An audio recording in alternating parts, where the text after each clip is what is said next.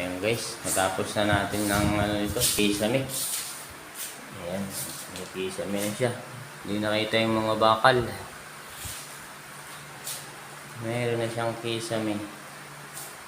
Bali hindi natin natapos itong ating ginagawa ditong binil. Bali kinulang siya. Kinulang ng konti doon, 8 peraso na lang kinulang pa. Ang ating pinandidikit. Kinulang siya ng kaunti. Tayo magmamasilya naman dito. Ayan, titirahin muna natin yung ipukse. Ipukse natin ang mga dugtungan para hindi mag-crack.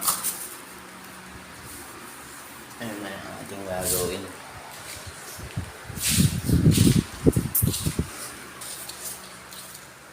Malungkot sa resort, walang guest.